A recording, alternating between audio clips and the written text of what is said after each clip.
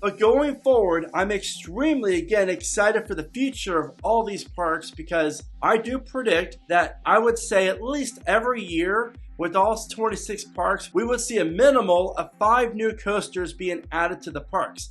What is going on? It's Brandon and I'm back in my new studio. And I have a lot to talk about today because it's been like 2 weeks since I made a video and there's a lot going on. And particularly this video, I'm going to be talking about all the improvements that Six Flags is doing to the parks, the current Cedar Fair parks and the Legacy Cedar Fair parks and the Legacy Six Flags parks. You love to see it. I'm very, very impressed. And I'm going to share my thoughts on the future of will the company be able to maintain this going forward to better off all the parks. This is Theme Park Brandon and welcome to my channel. I'm really excited to have you here.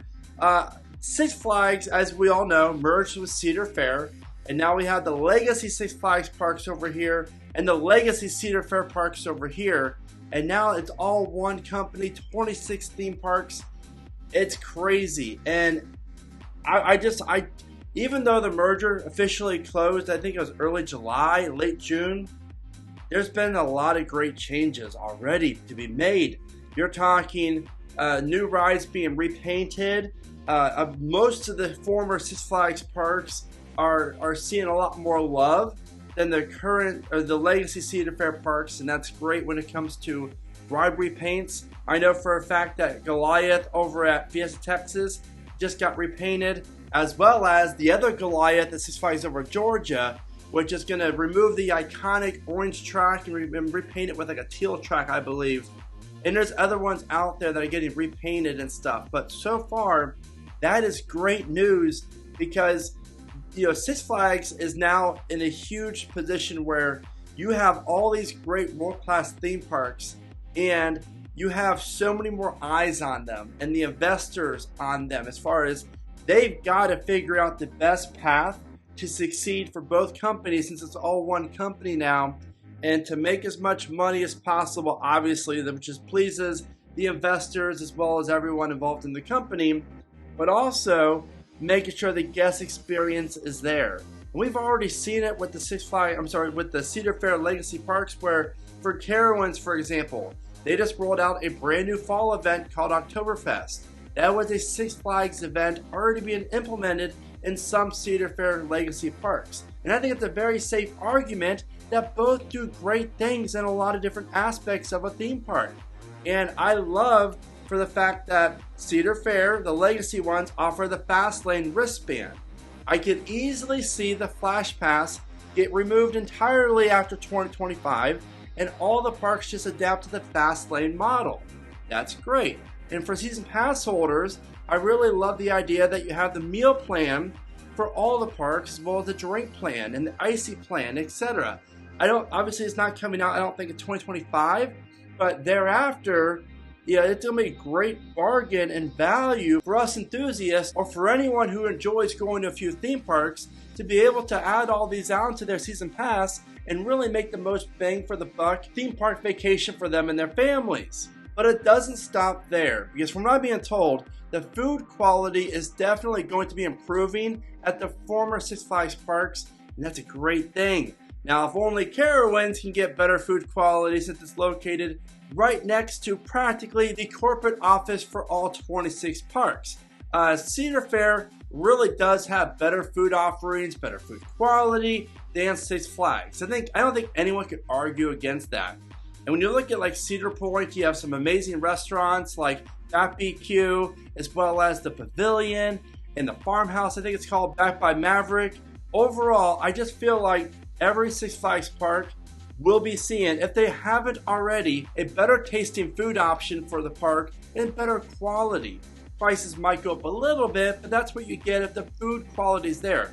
Because I think everyone can agree that if you're going to spend $17 on a cheeseburger and french fries, you're not going to really mind too much paying $18 or even $19 if the burger is actually really good, opposed to just some thin patties and not really that great tasting of a burger. But I'm extremely excited about the future of the Six Flags theme parks, and even though we don't know much yet as far as what the future holds in terms of if they're ever going to sell off a few of the parks or not, Six Flags and Cedar Fair together, they're really going strong on all the parks, and the quality is there. And I feel like this is a great learning experience from the Cedar Fair execs who are learning the Six Flags models and realize that there's a lot of great benefits that they could take what the Six Flags parks have done for all the years and implement them in the Cedar Fair parks. I really feel like that is a huge bonus for all parks. Now, my big complaint I've had, and I've said it in past videos, with the Cedar Fair legacy parks is they always, in my opinion, seem like they're just so quick to blaming the manufacturer for a lot of the ride issues that they have.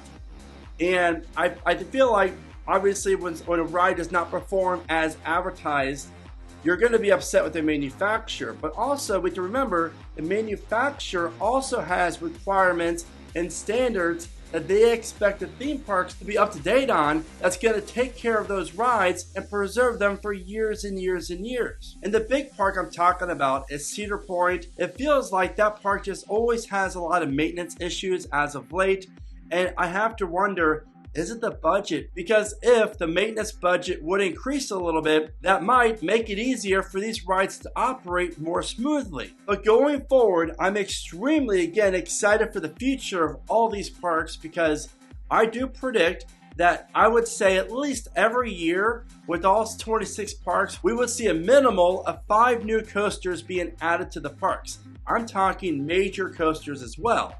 And in the past, the Cedar Fair Legacy Parks would open up anywhere from 1 to 4 major coasters a year, and the Six Flags Parks would usually open anywhere from 2 to 4, even 5 coasters per year, major coasters. Now, looking back, it is obvious that the Legacy Cedar Fair Parks spend a little bit more money on each coaster installment, whereas Six Flags usually buys them in bulk or cloned and doesn't spend near as much money per each attraction. I do think that's going to change, and I feel like every single park out there has a legit shot at opening up a rather large coaster. For example, look at Dorney Park and Iron Menace. Now, wouldn't that style of coaster do so great at Six Flags Discovery Kingdom or Six Flags America, where they're going to be dumping in that kind of money for a coaster of that size? These parks obviously will not be getting, $25 million coasters, and that's okay. And I'm not saying every park's going to be getting a Giga coaster, but again, wouldn't parks like Magic Mountain, Great Adventure, even Great America really benefit from a Giga? I mean, I don't think anyone out there can say they wouldn't. And I have a question for you real fast. I would love to hear your honest input. On a scale of 1 to 10, how do you think the merger has gone so far when it comes to all 26 theme parks? Because I would say about an 8.5 for me. I feel like it's gone really well and really quick, because I feel like corporate knows what they need to do, and they're learning from both sides of the company as to what works, what doesn't, and most importantly, what works best. And I think that's the biggest key to all of this. Is it's not Cedar Fair being stubborn and saying it's our way or the highway. They're looking at it both sides and realizing, wait a minute, Six Flags has done a lot of great things, and there's a lot of benefits that we can take from this and implement to all the parks. Again, we've never seen anything like this, and honestly, I don't think we'll ever see.